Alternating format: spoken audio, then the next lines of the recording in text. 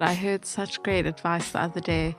And I think especially for people starting out as creatives in the industry, there's a lot of pressure nowadays to be the expert in the room. And actually to take that pressure off of you, and you're a contributor. Sure.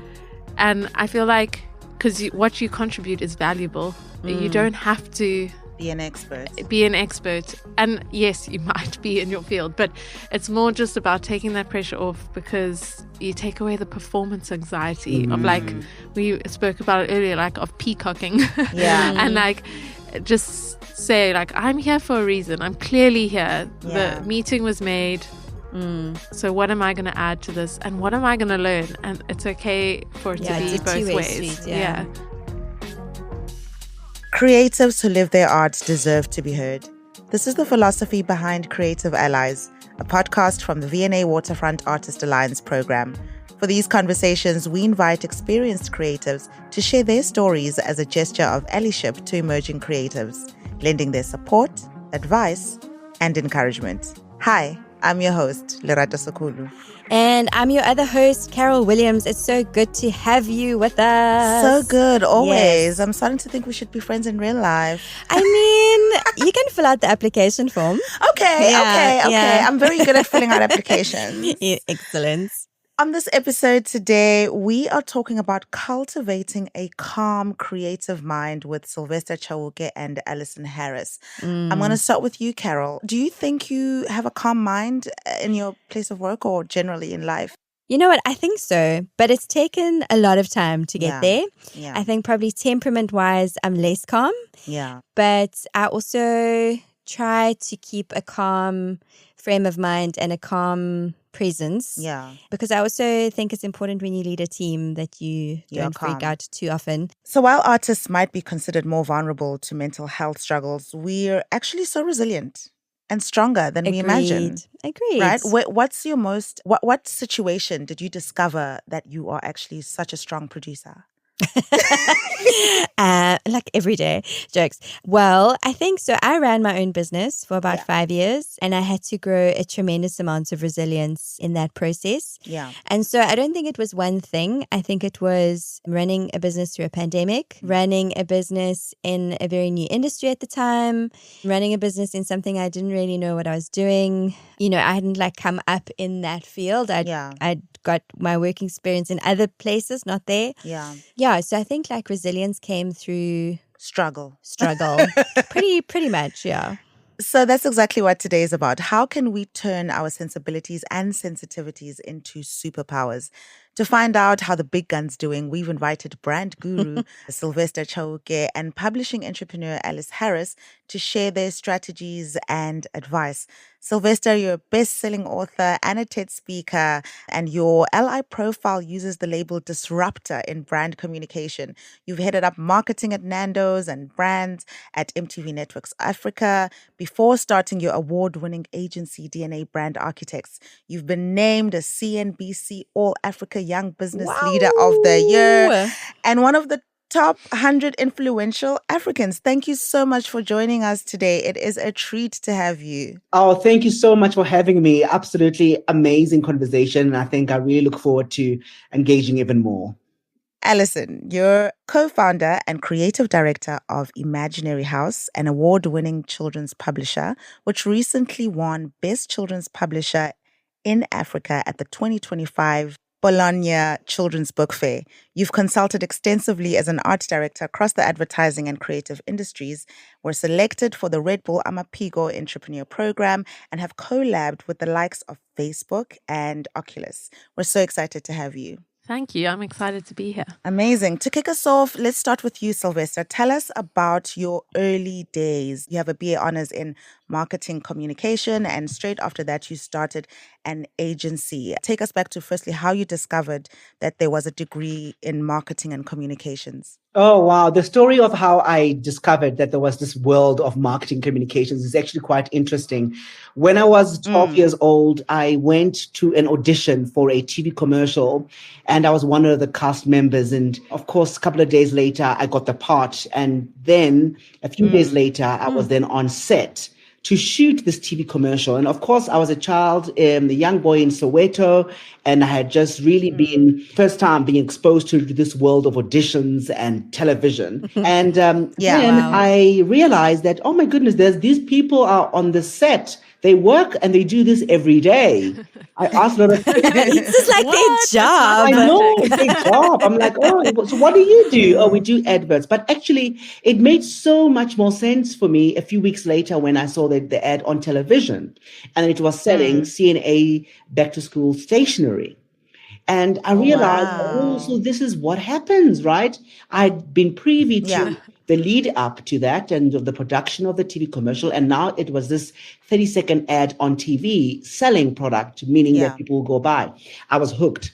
And of course, then I realized there was this world. And then I, obviously with time, got to find an institution, and I went to University of Johannesburg, which had an advertising degree at the time, to then go and study it. So you could say that advertising found me, really. I didn't really go looking for it. And that's really where it started. And I'm so grateful for that because, and I speak about exposure a lot, just by being exposed to certain things, it could absolutely open and change your life completely. And this is really what happened to me. Obviously, not everyone has the privilege to go and study the creative field they're interested in. Do you think qualifications are still worthwhile for creatives? Absolutely, absolutely, absolutely so. Qualifications are important, but not so much for the obvious reasons that one think of. I think university degree and any postgrad degree, all it does is just teaches you how to question, how to think, how to challenge your mind, to look at ways of solving a problem. So you need to learn how to not just take information for what it is. You need to be able to engage with that information, challenge that information. And I'm grateful also because I was in the Faculty of Humanities and of course in a BA in the arts. So I guess in that field, in the Faculty of Humanities, it's really a lot about debating, arguing your ideas, figuring out a best solution for you. And subjects like sociology and philosophy, English are really just about how do you explore and how do you challenge what you see all the time. So I think a degree at the end of the day is a piece of paper, but I think what you get out of it in terms of the ability to question and to do good research and be thorough in your approach. Basically teach you critical thinking skills, which you absolutely need to start a business. And just to be a grown-up. Well, I was about to say, even just being a grown-up, right? Because it's important to know how to take information and then be able to make sense of that information in a way that is actually relevant to you and that makes sense to you. And I really felt that for me, absolutely, it really does help. And also just to have a technical knowledge of your field, so you understand the theories behind it, the foundational background and setup of the industry and where it comes from and the history behind it. And so that you're not just learning it from where it is now, but also to appreciate the theoretical framework where it comes from. Amazing. Alison, you obtained a BA in creative brand communications and art directions, and then you dove straight into agency life. Would you go back and do it exactly the same way, or how did your career start? Yeah, so it's funny because I have a similar thing to Sylvester in that, but I wasn't the star of the show. I just remember seeing an advert and seeing the impact that it had. And it was around distributing soccer balls to communities that didn't have soccer balls. And it was about implementing play. And I just, that impacted me in such a big way where I could see advertising having a positive impact. Yeah. So I went to AAA and it's quite a different setup in the sense of we pretty much got there. I'm going to probably get it wrong. It was either 8:39, but then you left at the end of the day. Yeah, like a working day. It was a working day. And at the time, I remember being so jealous of my friends and I just wanted to party. Yeah, who had like other varsities and they had like breaks and they could, But I'm so grateful that I had that because to add to what Sylvester was saying, it also just taught me discipline of showing up and the responsibilities of being an adult. And then what was amazing with our degree is that they made us do things manually. So our first year, we weren't allowed to use a computer at all. Oh my goodness. Yeah.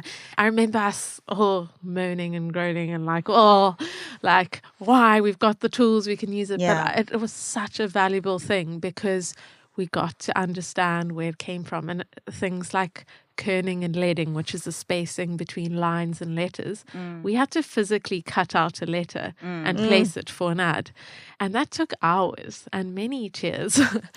But now I fully understand it when I do it digitally. Okay, this makes sense. And I can see the pattern, and I believe it's because we did the hand. Yeah. We went back to the basics, basically. Yes, definitely. Yeah. And I mean, even going straight into advertising, I think it in terms of me as an entrepreneur now, I could see how systems worked, and I think it was really valuable. And I was super lucky. I got to work on like amazing brands like Red Bull, which is so funny that it comes up later on. Yeah. There's so many links. But I got offered my first job when I jumped out of a plane. Literally, we had to do market research on Red Bull. And so we went skydiving. And in the plane, my boss offered me the job and I jumped out. So I quite literally took the leap. That's so cool. So, yeah. That is, I don't know what to say about that. Yeah. That sounds quite scary. Like, did you want the job? You basically got threatened to take. No, I'm joking. Take the job or I'll push you out. No, but I think it was just that alone, the fact that we were working on a job and we immersed ourselves fully in the brand, like got to feel the brand. It taught me a lot about marketing and about storytelling, which links to where I'm at now with publishing. But I think there's a lot of things that you can say, oh, I maybe would have done it differently. But looking back, I'm seeing all the little golden threads. And everything. It's so interesting because this has come out quite a lot in the conversations we've had. And I think you only really get to see those links after you've been at it for a while. Yeah. Like you don't see them in the moment. Yeah. Sylvester, back to you. So obviously nothing worth getting in life is easy. And certainly being a creative, I would say, is one of the most grueling things you can put yourself in. What were some of the challenges that you experienced in your early working life, and maybe challenges that you still experience now? In my early working life, the challenges I experienced, I think, was really a lot of them being internal. I think when you join an advertising industry or join an advertising agency, and as a young person, you do tend to question how much you know. You know, yes, I came from university and I had an honors in marketing communication, but I still walk into an agency and I actually had a lot of self-doubt. Do I really know this? Because obviously people that work with me or around me seem to have been doing it for much longer. So a lot of it as a young person is being able to gain that confidence of the fact that you have the knowledge and that your knowledge actually makes a lot of sense. And it really became a lot more clearer for me later on when I realized that no one has had an experience that I've had in my life, right? I grew up in Soweto and I drive into Sandton to FCB at the time. My experience is worth something for the brands that we work with because I can share and give a lot of information around the consumers that Vodacom is, at the time I used to work on the Vodacom account, are trying to get to. So I think the early challenges was really around just building the confidence to know that my experience and the knowledge that I have and my unique expression is also incredibly important and vital in this creative field and in the way that we can solve for brands that voice is actually important.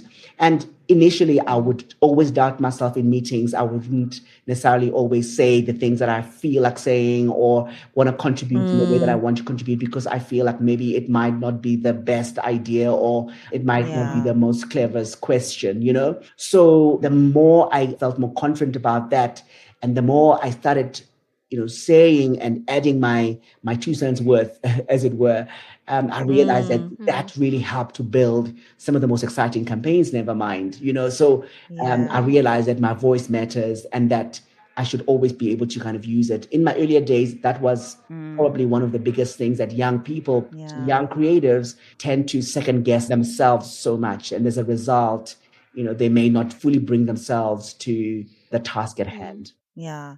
So I suppose the main thing as a creator, first and foremost, besides your talent or your skill, is to believe in yourself and believe that your voice is valuable. Yeah. Right. Oh, that's I think that's an ongoing journey. And I don't know how you guys feel. I think it gets easier over time when you've got a bit of experience and a few things under the belt. But I sometimes still sit in rooms and think like, do I have anything to add? Yeah. Prime example right here, right now. Yeah. I had a moment before this podcast of reaching out and just being like, are you sure that I'm the right person for this? And you have to constantly, I guess your ebb and flow there's less of you going out and doubting, like as you get more experience. I think like also what Sylvester was saying is when you walk into a room with people who have been doing something for 20 plus years, you do kind of feel like shrinking and be like, oh my word, I just graduated. I don't know anything. And because you respect those people and you're just like, I want to be like you. But, there's all that doubt that creeps in, and it can be quite crippling if you don't get control of it. Absolutely. And realize also that it's not just you that feels that way. Everyone who's in your shoes feels that way, and it's quite a normal thing to feel. Yeah. And I love what you said, Sylvester, about sort of having that moment, and I'm sure there were a few moments of recognition of like, hey, I actually have a great perspective to bring to this. And then I think as you start verbalizing those things, your confidence grows, and then people also know what's going on in your head, and they're like, oh, he's got some great things to say. Absolutely. What were some of your joys? Because, we love to speak about the challenges, but I'm sure there were also times where you're just like, okay, I'm here and I have something to say and I'm doing good. Oh, the joys are so many, right? Because I think birthing a creative idea that becomes an award-winning piece of work is such the most amazing flex ever, right? Because you always think, but I was in the shower thinking about this thing, or I was in the bus when I thought about this idea. And then all of a sudden it's the thing that what you thought was such an innocent idea has become an award-winning piece of work and globally celebrated. And you think, oh my God, how did this happen? And I think even for Alison, I can imagine to be, the best publisher in Africa. You know what I mean? It's like, wow, it's huge. But it was definitely a surreal moment. It's amazing. In Africa, are you real? Not just in Durban or in Queensland. You know how big Africa is? Africa's like really big. I know, but you don't think about it when it's happening, but it's the most joyful feeling. It is such an amazing thrill that it can sustain you for a very long time, because that birthing that one idea is just the most incredible thrill. And when you say joys, it's like 10 times joy. It's just amazing.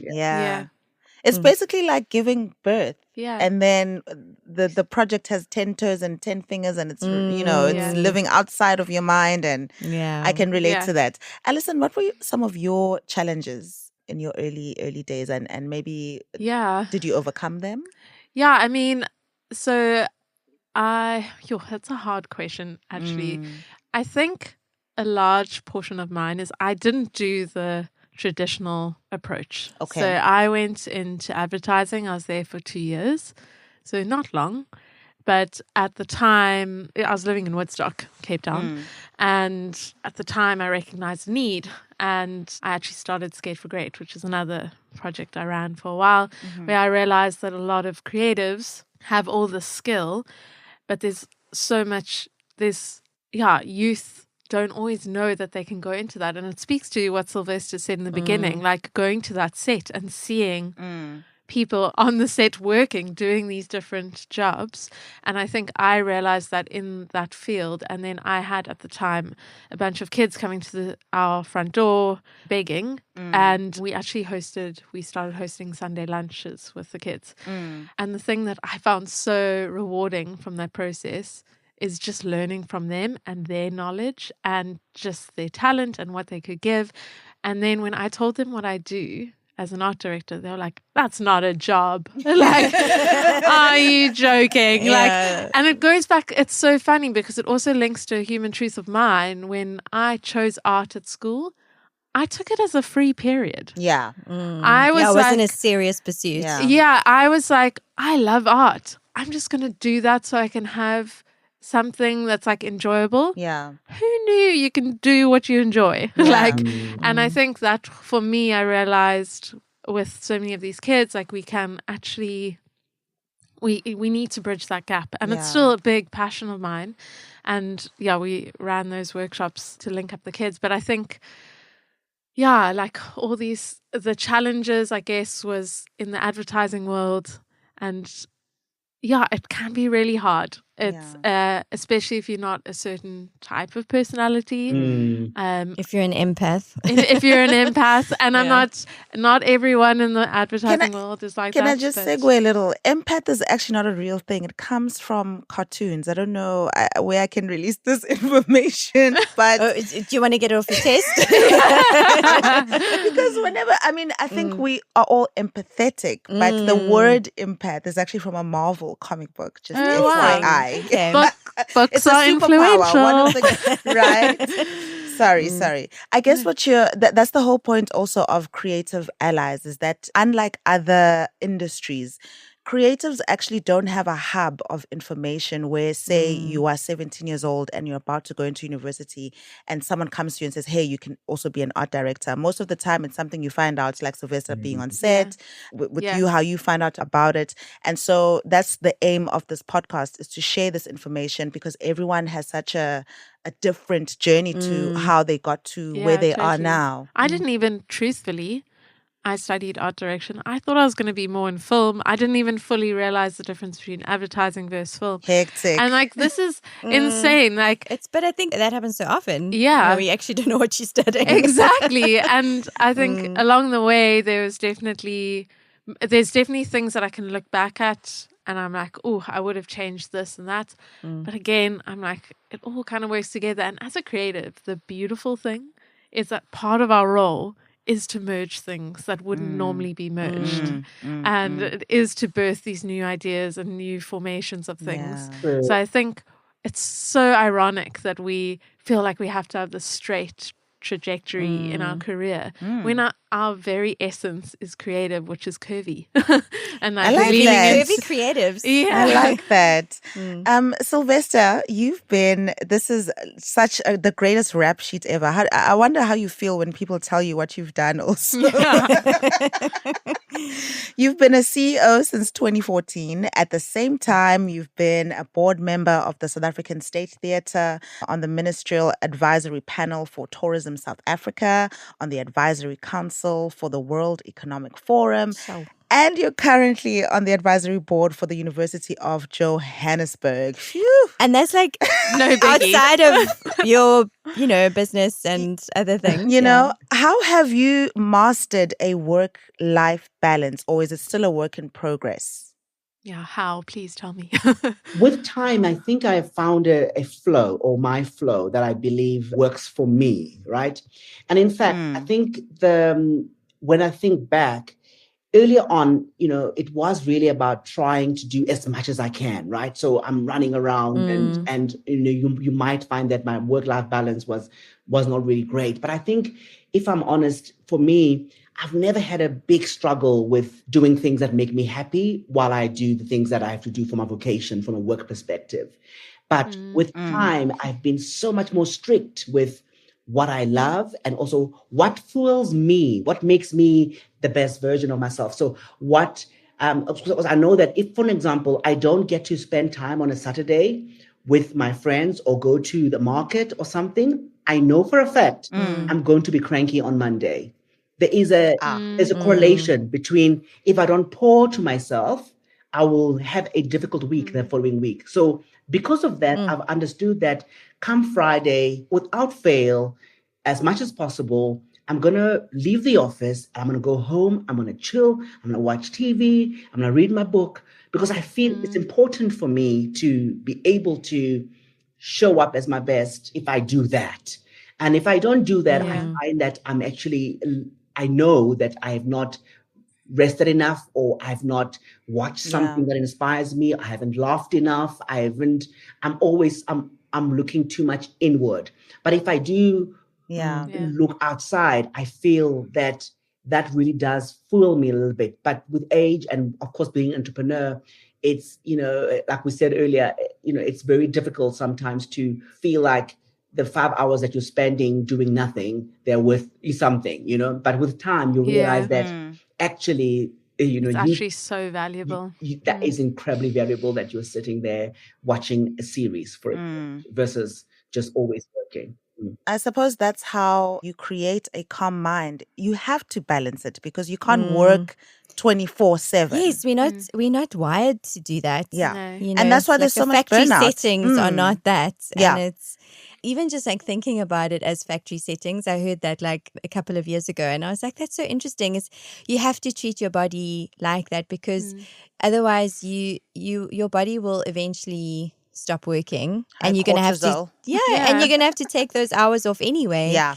It will force you. It will force you. And so rather take them and spend them joyfully and in a way that is building up your life than spend them on the couch being completely exhausted and burnt out. Yeah. Which is actually as you're speaking now, it would be so interesting to build out a strategy for ourselves. Like we so often are focusing on other businesses and like actually looking at, okay, am I going to be more like a factory and just implement, or am I going to create this creative idea that needs protection and needs boundaries? Otherwise you are just producing. Maybe people feel that. You're going to run out eventually. Yeah, exactly. Alison, as someone who has also started your own award-winning business, how good are you at setting boundaries and managing time to avoid burnout? Sure, I could be better, if I'm honest. I'm also, I'm in that process where we are taking the next step and growth pains and all of that. So I think that's a hard one to answer in this season currently. Okay. And what season are you in? In a big grow up season. So we in the scaling season currently. Okay. And so it's been years, and I have actually been relatively good because I've got a daughter, and I want to make sure that I am able to spend quality time with her, because I can't just magically bring that back when she's these young ages. And so for me, that's like vital. So in terms of my priority, family comes first always. Yes, do I slip? Yes, 100%. But I think it's not just a perfect science. Yeah, I think it's just about having that priority front of mind and just relooking that on a regular basis and not just going, cool, this is my priority, and then you go off. Because I think literally month to month for me, I do like a bit of a recon. Yeah. And I say, okay, how am I looking? Like even health-wise, my body tells me. And I've been in a burnout. So in part of my advertising journey, I collapsed at work. And oh my goodness. From exhaustion, because I was working weekends, nights, like everything. And I was in this thing of trying to perform when I actually just got burnt out entirely. Badly, and it I don't wish that on anyone. Like it's not a nice space. Yeah. So I think from then, which in a weird way, I'm kind of lucky it happened soon because early on to learn how to, because I think it's something that you think won't happen to you until it happens to you. Yeah, totally. And sometimes you don't feel exhausted. This is what I'm discovering about stress. I know that stress is the silent killer, but I actually haven't been able to identify when I'm stressed out. It almost happens when it's, when my body's you're already freaking past out. it. Yes. Yeah. So it's like, if we are scheduling time for meetings, then we need to schedule watching TV and reading a book and being with friends and your friends and relationship. I mean, I'm married and my business partner is my husband. Yeah. So more so than ever, we have to, and we try, and people think we're nuts, but we try go on a date every 2 weeks, like a proper, and like my daughter's 2, so we're still in the trenches in some sense. And a lot of people are like, yeah, but we can't get to her. I'm like, no, but you have to make it a priority. It's not just going to happen. Yeah, and like actually sometimes like love is choice more than just like a feeling, and like loving yourself is a choice. And a duty. Yes, and like you can get burnt out from stuff you love. And I think that was a Oof. big We don't thing talk for about me. that enough. Dropping the nuggets here. Two thoughts that came to mind, as Alison was speaking. When we think back about the businesses that we worked in before and how they also impact the kind of businesses we want to run in the future. When you think, oh, I remember working at this particular place and this is how I felt and I didn't like that. And when you start a new business, it's the most amazing feeling to know that you have an opportunity to build something that is much better than what you were experiencing back then. Yeah. So we're very fortunate, as creatives and as business owners, particularly to be able to be in that space where let's not replicate all the bad stuff, because you have an opportunity Yeah, to start so something true. clean. Why not take out some of that negative stuff? And I think I did quite a lot of that initially, 13 years ago, to look at, Yeah. I hated A, B, and Z in my previous companies, but I loved A, B, and Z there. I take the things that I loved and enjoyed, and I've incorporated them into the business. I think that's quite important because creatives can easily fall into this toxic culture and where it's just like this ego and attitude and fake urgency. fake urgency and we always have to be dramatic. Yeah. So dramatic. And it doesn't make for good business always, So I think I really love these conversations because for me, it's also just for us to always remember that we started these businesses, these organizations, because we wanted to do something that was different and that wasn't there. Then we can be able to shift the agencies or the businesses that we're in, the creative businesses in particular, in a much more robust manner. The second thing, as you were saying, I don't know what feels like stress to me because I feel like I enjoy this so much. It doesn't look like stress, right?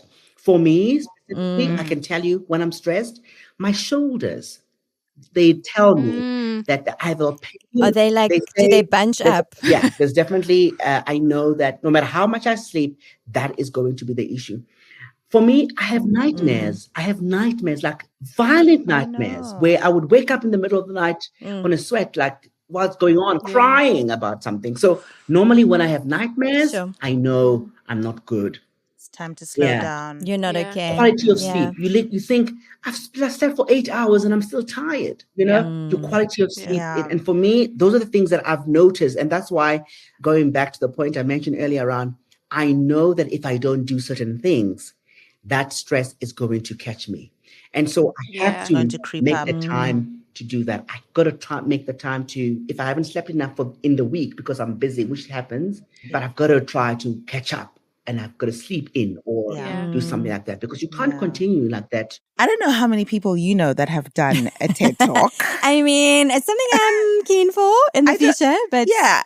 I mean, I know, I don't know a lot of people that have done a TED Talk and I know it's quite a big deal. Sylvester, right? Fact, Sylvester, you have done a TED Talk and you seem like someone who's never had a moment of doubt in yourself. How true is this? Absolutely false, my sweetheart.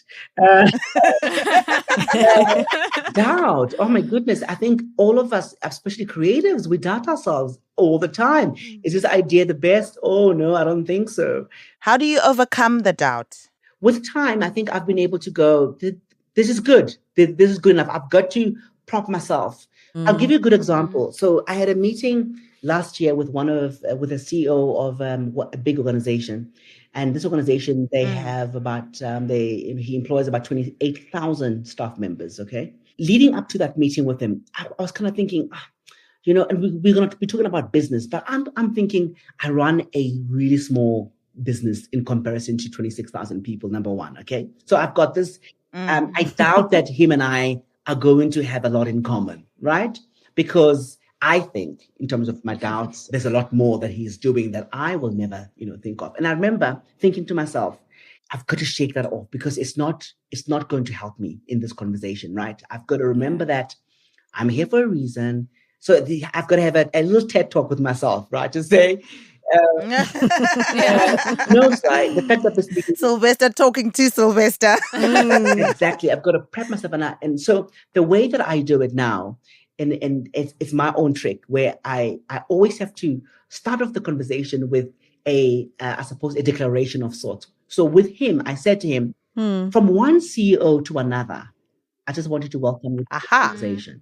That already that already almost Yeah, you like set yourself up there. Yes, I set my tone to say, I'm a CEO of my own organization. You're a CEO of your organization. You've got 26,000 people. I have 120 people, whatever. But at the end of the day, I'm a CEO equally as you are a CEO in your company. Yes. So I had to set it up to go, don't doubt yourself. You've got to be able to put it forward. And I know that Carol said that earlier on, like I keep, it still happens today. And it's the truth. It still happens today. And I think it was Barack Obama who also said, who also kept saying, he also felt like that sometimes when he started as a president, and he was like, oh my God, everybody's here to see me.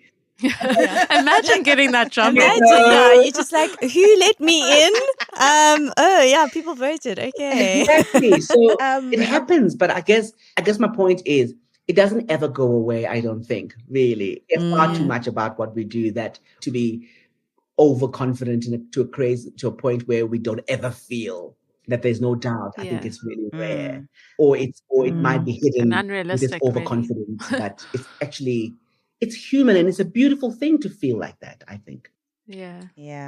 I think vulnerability as a human is something that we kind of want to run away from, but it's also what makes us good at storytelling. It's what's good at makes us connecting with people.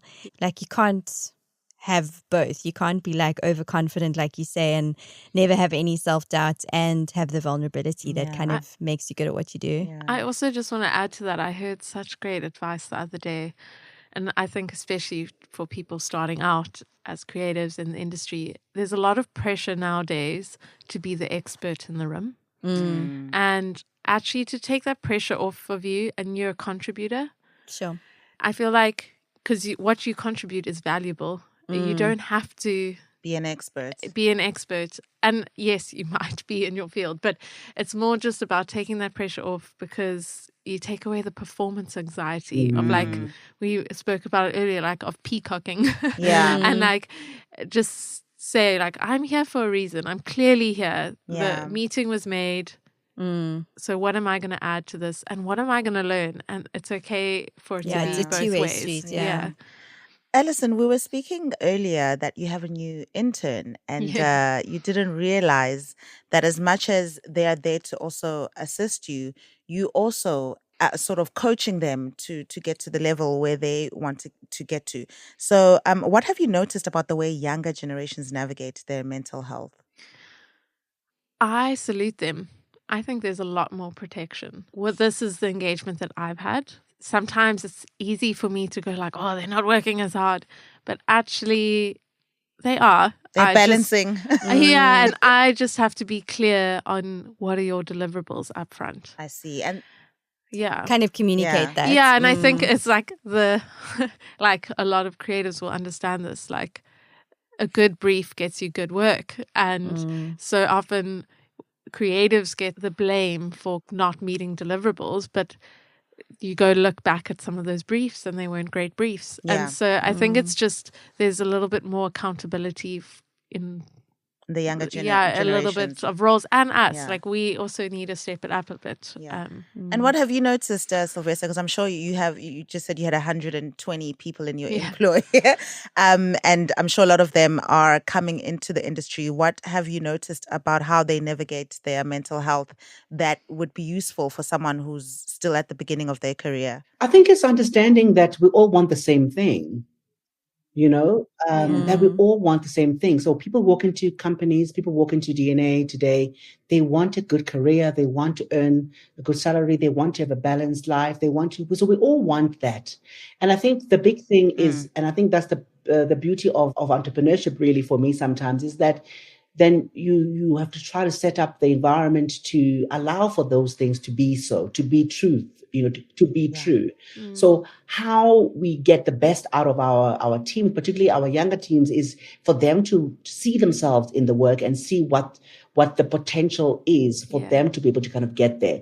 At the same time, I think it's also about challenging them. They are incredibly robust, these young guys. They are so robust. Yes, you do get a mix, but on the whole, they want to prove that they are worth something and they want to contribute as much as possible. So giving them great work. So for us, we always try to give them good briefs and jobs so that they're not feeling like they're just doing the so menial things or things that are not important in the organization. And I found that, in fact, I think about last year, December, we celebrated about 15 of our staff members were celebrating, I think it was 7 years of them being in the business, for an example. And they came in as Wow, interns. that's huge, incredible. Yeah. Yeah. And they came in as interns. And that speaks to you as well.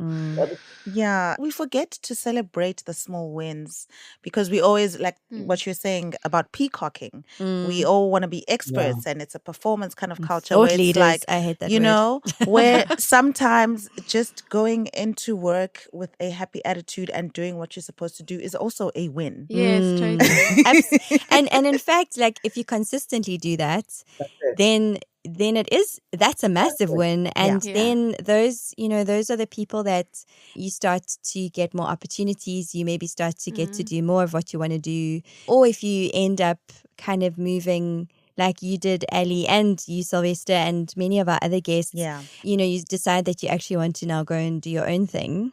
Like you actually know what it takes, or you have a better idea of what it takes to do so. Yeah. Yeah, I love that. Alison, so your company obviously publishes children's books. Yes. Which part of your childlike self do you incorporate in your work, or did you fully leave young Alison behind? No. So it's definitely, I think that's why I love it so much. It really is just allowing me to play. And yeah, like it's also such a beautiful industry.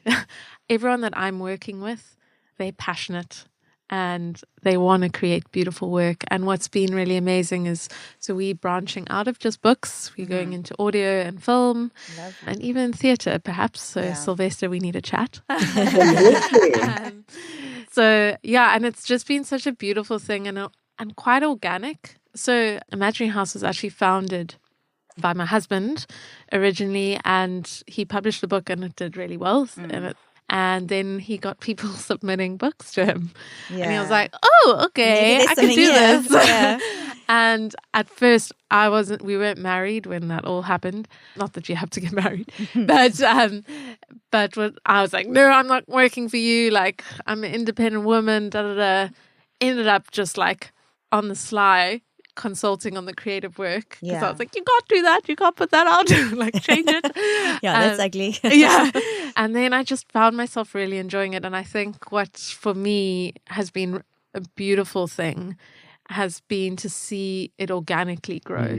And honestly, this year when I was in Italy, Bologna, I was filming the award ceremony, which was a surreal moment in this beautiful castle with artwork on the ceiling. And for some context, there were 31,000 trade visitors at the fair itself.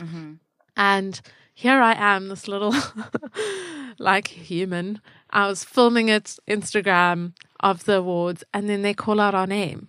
And I was like, what? And so it was such a surreal moment, but also just such a affirmation moment. I burst into tears. And I think it wasn't just being like, oh, this is a cool award. It was affirming my journey up until that point. Fun. So we have a cornerstone question that we ask every episode, and this is to both of you. What's a small thing that you do or a small habit that you do every day that has a big impact on your creativity? Sylvester, I'll start with you.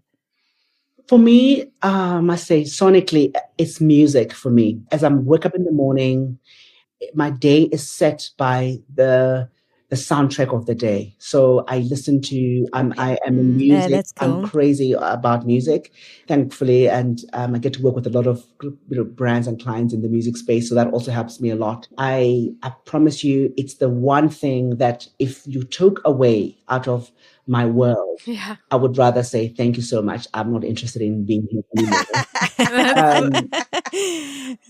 I'm the same. I'm the same as well. Absolutely. The right track. Before a show, I need a whole playlist. But get you in the moment. Yes, and sometimes I feel like a badass, and I need badass music to go with the attitude. And then you're the main character in this film that's happening. I'm a gangster on most days. There we go. You see, I knew it. And that's why I love creative so much, because think about the lyrics and the beat and the sound, and then it becomes something that means something to me. and it takes me to the right spaces. It takes me to, so I now even have like playlists where I go, this playlist, I remember when I was listening to this and working on a pitch that we won, you know? Takes you back. Wow. Yeah. To, please, let's keep the music playing, darlings.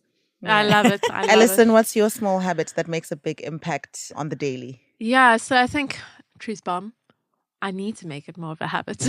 I think I need to be a little bit more habitual with some of these things. But I think it's very similar. Music as well. It sounds so odd. But dancing and singing, and I'm no singer, but I love a good jam session, where I can actually lift my arms above my head. And it sounds so silly, but we don't do that often. We don't dance often enough anymore. And that's been one of the biggest gifts with my daughter, is because it's always been a dream of mine to dance with my daughter. Yeah. And so we have dance sessions, and So it's the cool. and she full on, and she laughs, guffaw laughs, and it makes me laugh. And I think it's those things that are important. Those are the moments, eh? Yeah, that's like what all the hard work is about. Yeah, at the end of the day, exactly. It's like to have those moments, and obviously all the other things that you get from, doing all the things that you do. But really, those moments with the people in our lives are just so key. For 30 years, the V&A Waterfront has been a champion of the arts.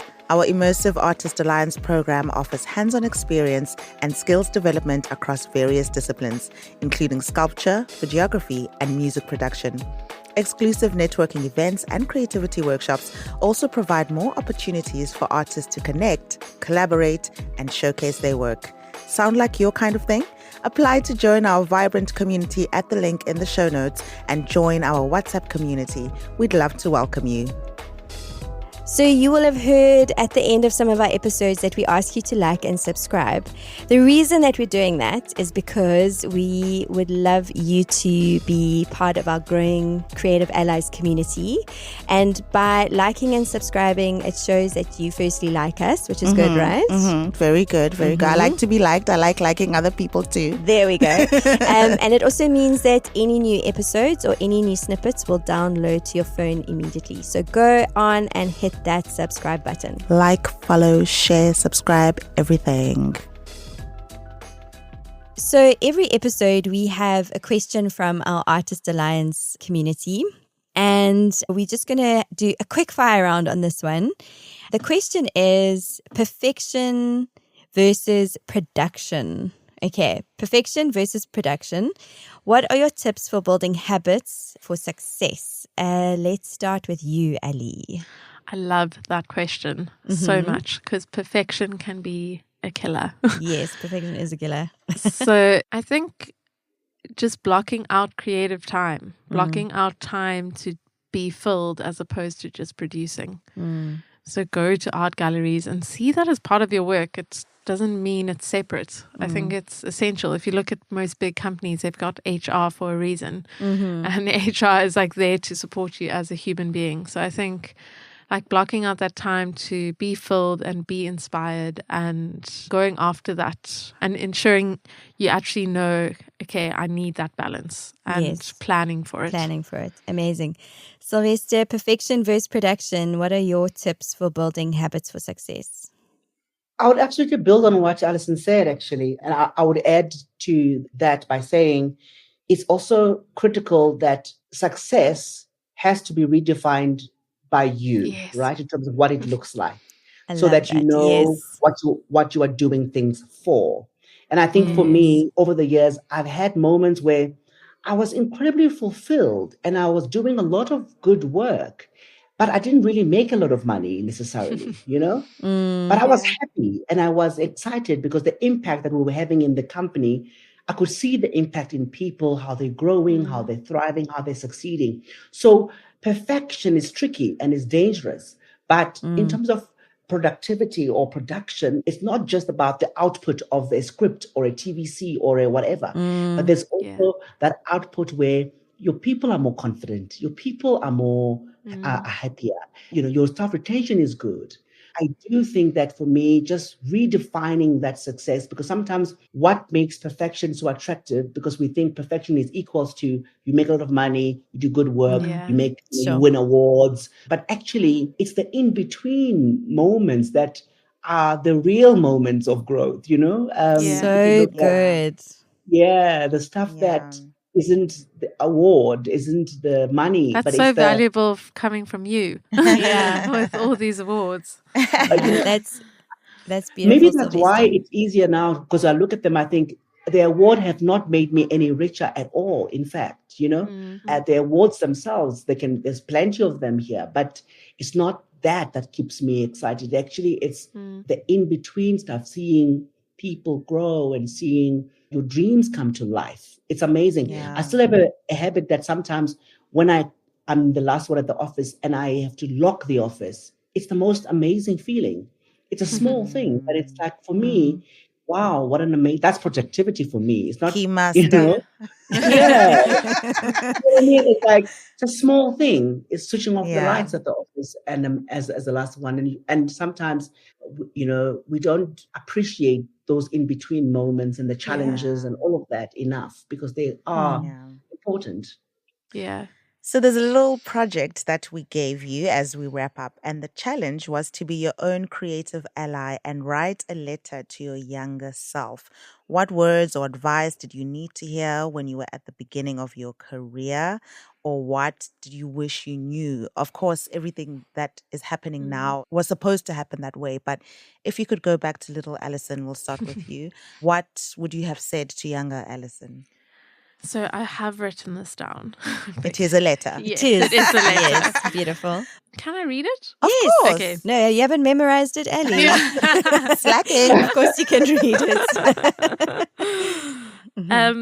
So dear 16-year-old self, and this is me picking subjects.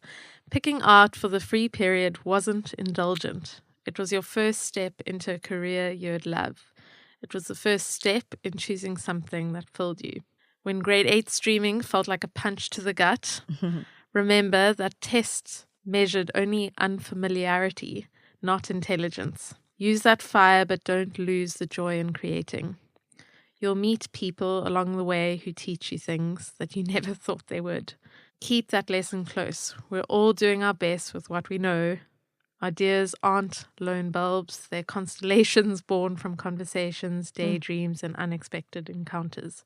So just lead with your heart. It doesn't mean you're soft. It's a superpower. Work you love can pay the bills. And by leaning into your strength, you'll help heal what's broken around you. You've got mentors and coffee dates, emails, and brands like Red Bull who believe in you before you believe in yourself. So don't play small, speak up, share your ideas, and watch how one conversation can spark a movement. Wowzers. I love that. Watch how one conversation can spark a movement. Yeah. And that's all it takes sometimes. Yeah. Sylvester, what is your letter to younger Sylvester? Alison, that was so beautiful. Thank you for that. Thank you. I grew up as a little gay child, and a little gay child living in the township. And I spent a lot of my younger years uneasy, uncomfortable, and you could say many times unhappy, because I just didn't know how to navigate and be comfortable in my power, because I felt like there was this thing that was needing to go away in order for me to be myself. And so because of that, I second guessed myself a lot, and I would hide in dance classes. I did ballet and tap dance and that sort of thing, because I knew that in those little corners, maybe my weirdness, because I was quite an obviously gay child, and I felt that I wasn't too exposed when I'm in those environments. But actually, over time, I would see that was going to be exactly where I'd be. So I think when I was younger, all I wanted to hear was that exactly the way that you are right now, young Sylvester, that's exactly where your strength is going to come from. Your uncomfortableness, your uneasiness is your superpower. You are brilliant, young man, and you are well on your way. That's really what I wanted to say to myself. Oh, man. Love that. Also, I'm like getting I very know, quite emotional here.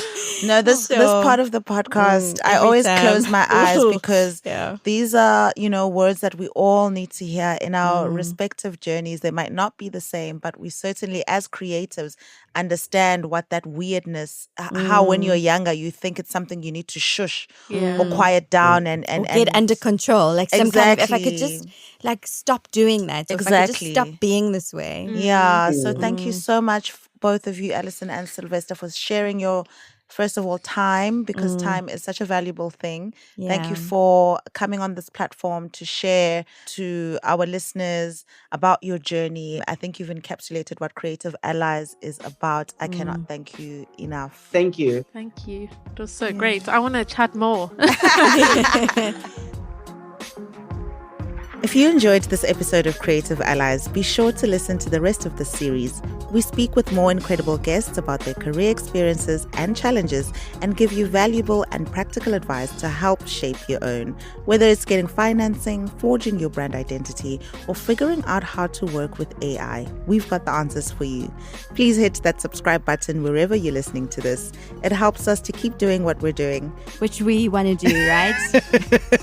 We want to keep here. So I'm We going to do. interrupt you here. Forever and ever and ever and ever. And maybe even share this episode with a friend or your colleagues. Remember, you can join our WhatsApp channel or find out more about Artist Alliance on our website. Both links are in the show notes. You can also subscribe to the Artist Alliance newsletter to get the latest news. Thanks for listening. We look forward to next time. Next time. Ooh, goodbye. We might regret that ending.